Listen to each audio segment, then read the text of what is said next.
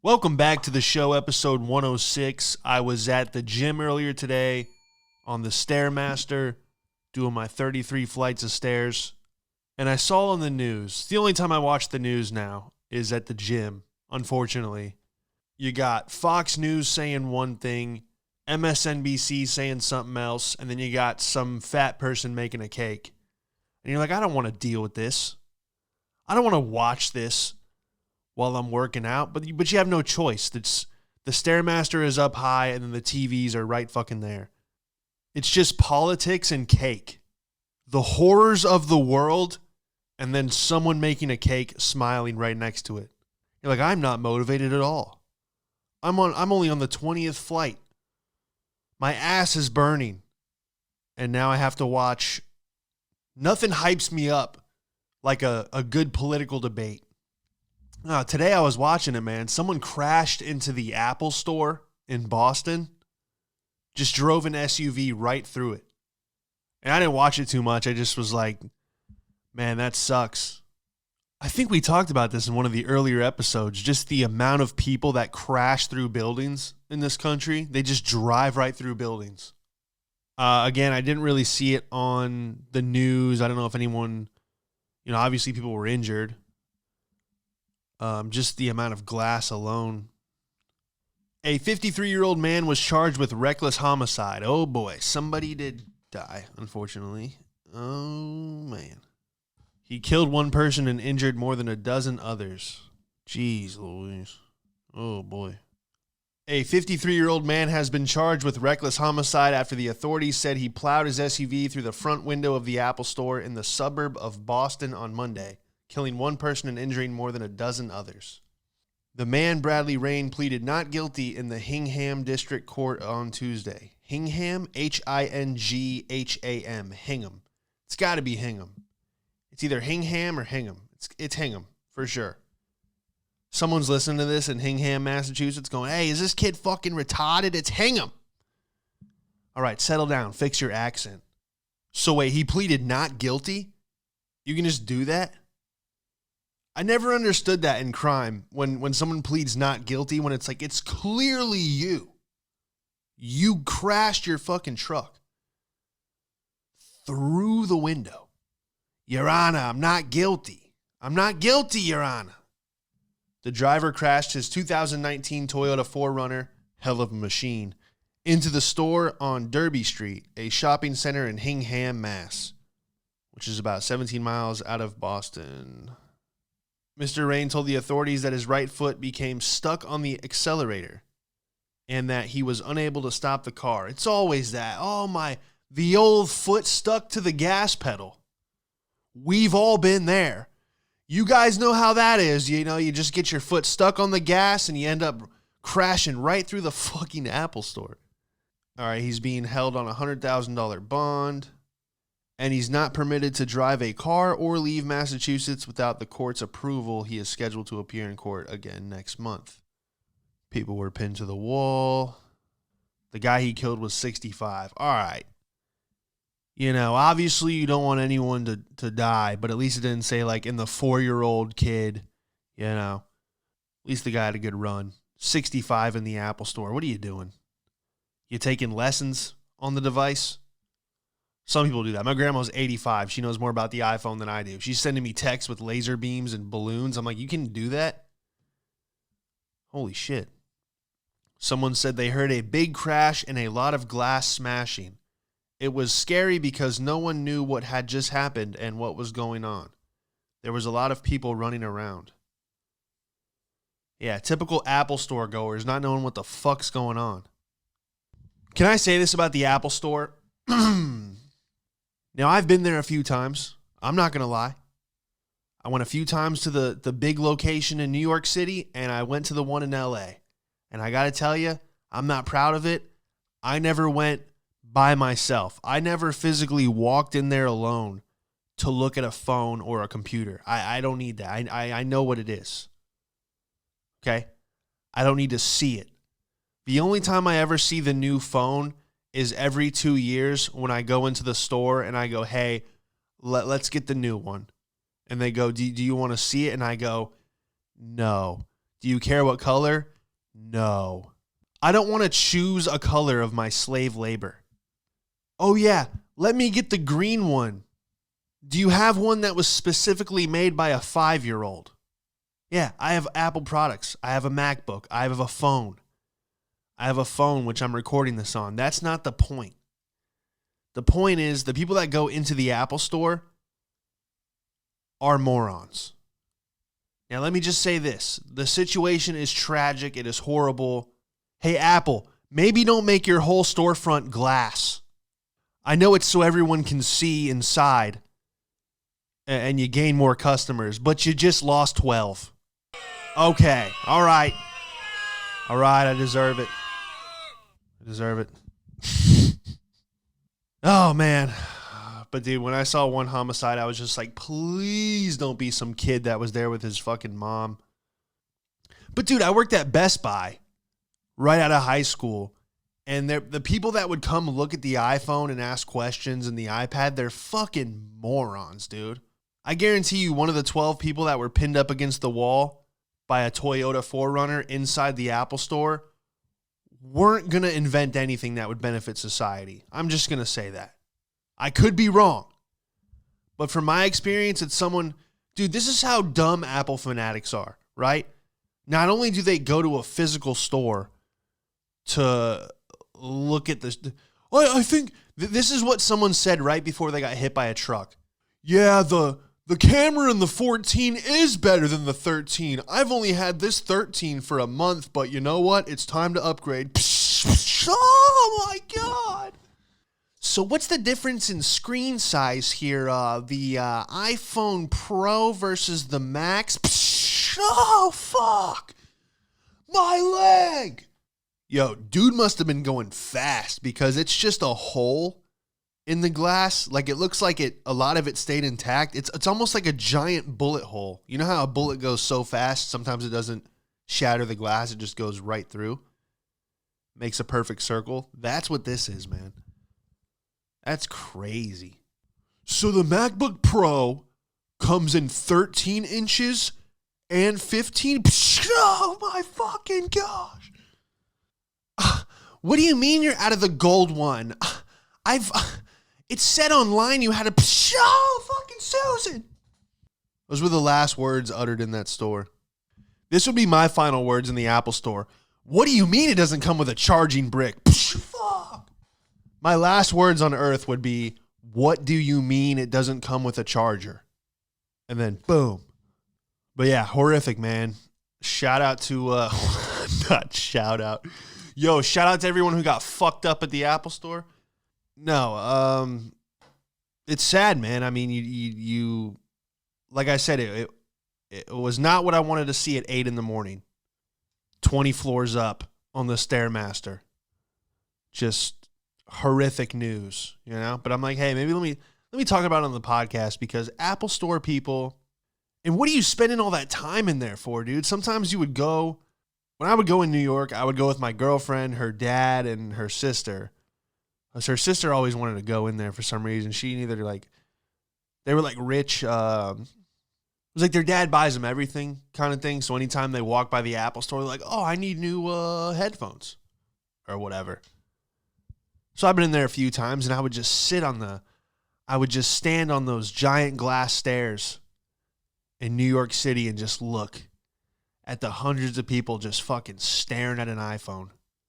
Just staring at screens. Just what are you doing? Why are you in there for 2 hours? Sometimes you would go get lunch, walk back past the Apple store, same fucking people would be in there. Oh, are you sure it doesn't come in blue? The amount of times I stood on the stairs at the New York City Apple store and went, if only a truck just drove right through here. Well, it happened in Boston. I got another targeted ad for a tattoo company. I know a few episodes back, I talked about I got the targeted ad for tattoo financing, where you could finance your tattoo from, I think it was like $200. Finance your dream tattoo from $300 to $30,000, which made me want to get a $30,000 tattoo and then never make a payment on it, just to see what would happen. What, are you going to come after me? That's the guy with the dragon on his back. Get him. What a weird way to build credit. Hey, 3 more payments on this ass tattoo. I can lease a Honda. No, I got another targeted ad. It was for temporary tattoos. They just mail you a box. It's one of those like, hey, we'll tailor it to you. I don't even know the name. I usually screenshot this bullshit, but I didn't this time. It was sickening how dumb it was. But I'm sure people love it, which honestly is the motivation for this podcast. I go, hey, there's so much garbage out there that people listen to. Why don't I just throw my garbage in the fucking circle and see what happens? And we're 105 episodes in. But I got an ad for a temporary tattoo service.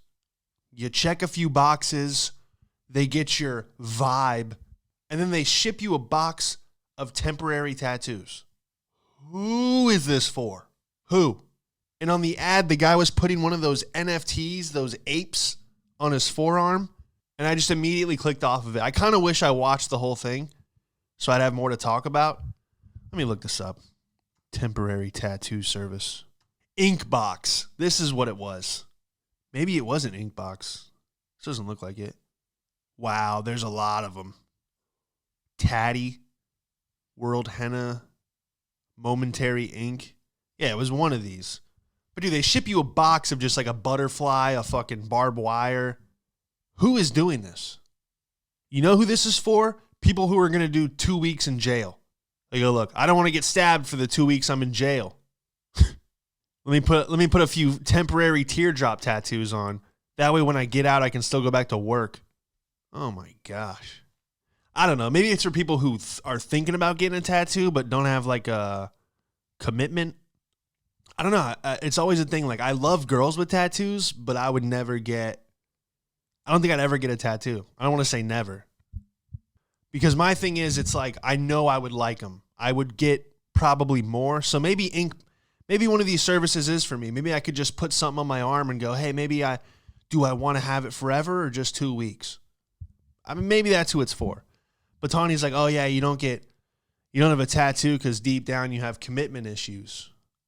And I was like, oh, is that why? Is that why I don't have Chinese letters on my neck? Because I have commitment issues? Not that she has that, but I'm just saying. But yeah, I love a woman with tattoos. I don't know, man. They're not for me. I would do my fucking neck.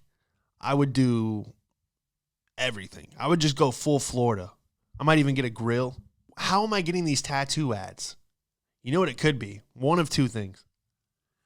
It could be because I said I wanted to get a tattoo like a year ago, and now it's like my voice is in the system for ads or whatever, that machine. Or I have a lot of tattoo jokes written in my phone, so maybe it's like stealing the words from the phone and it just goes tattoo, tattoo. Let's fucking spam them with tattoo ads, tattoo financing, temporary tattoos. They want to put ink on my body.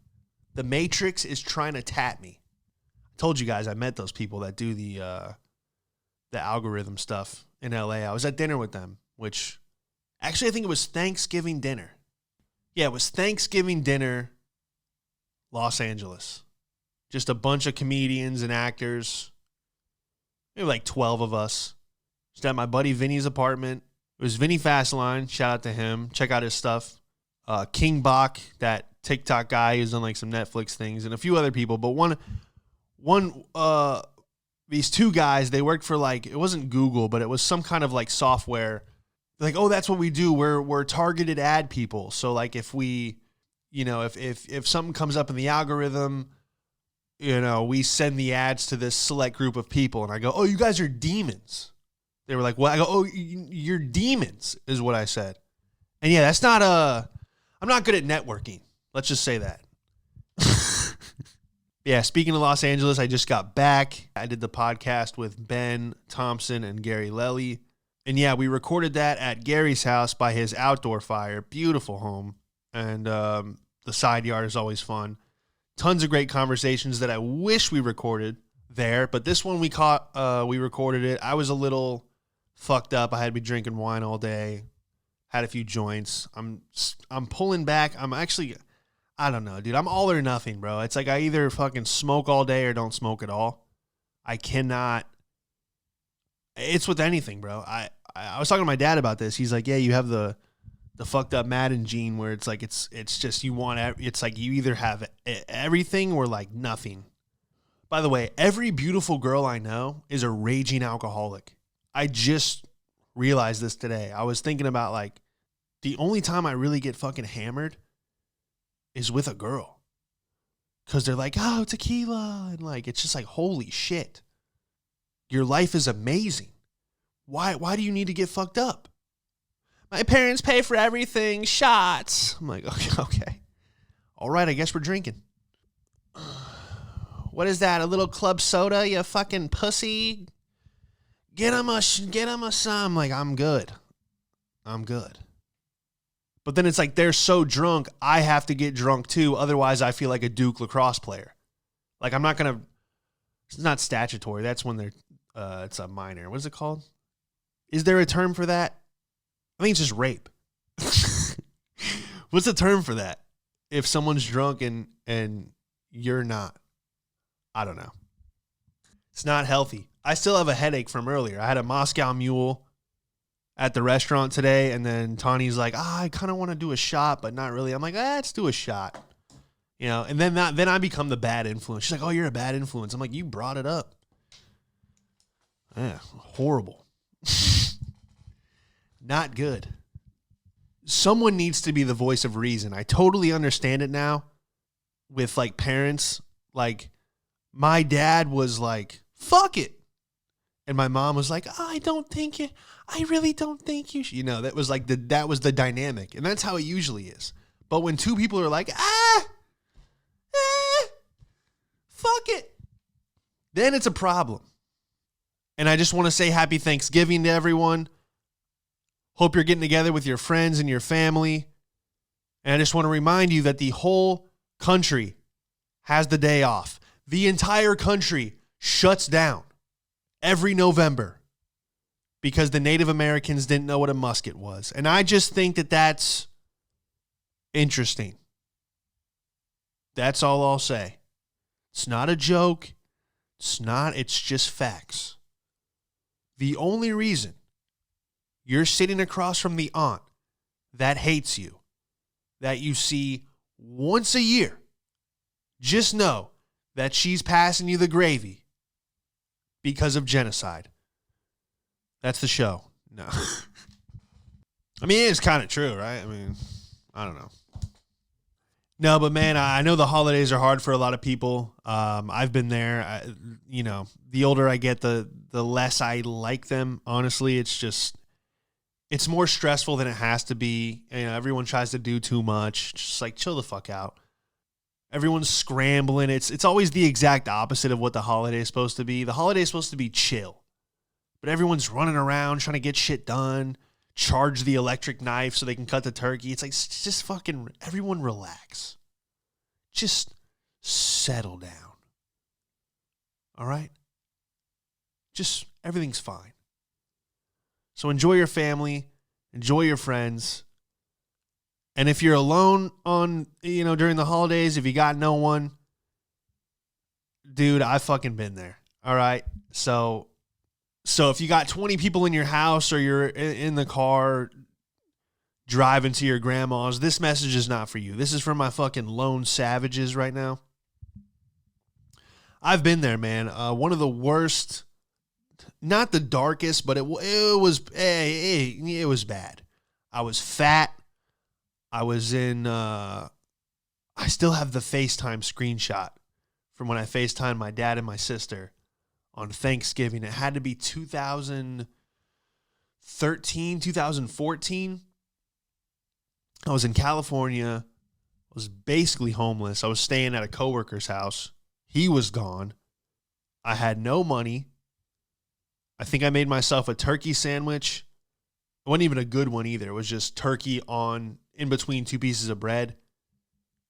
I had some pretzel sticks. And what did I have to drink? I think it might have been like a root beer. I was just fat, lonely, broke. And all I had was an iPad and a turkey sandwich. And I watched every single stand-up special you could watch from November 24th to my birthday and then Christmas. And it was the worst holiday season of my life. And I used that as motivation to never be in that situation again. And I haven't been since. But that's what you have to do. I mean, you can drink your fucking sadness away. You can do drugs, whatever. But I'm telling you right now, the motivation of having a shitty holiday is going to carry you through the whole year.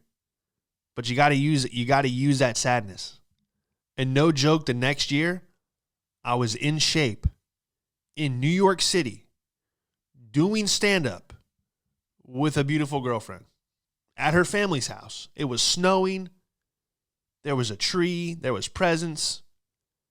And it was like, holy shit, dude. The night and day of those two situations, tell you what, man, nothing lights a fire under your ass than like just a situation where you're like, how did I end up here? But I needed it, man. That was like kind of essentially that was the origin story. I just couldn't, it was just so awful. And then I had so much time because I was already kind of like teetering with the idea. Like I would just joke around like, oh, I'm going to do, I could do stand up, I could do it. I could get up there.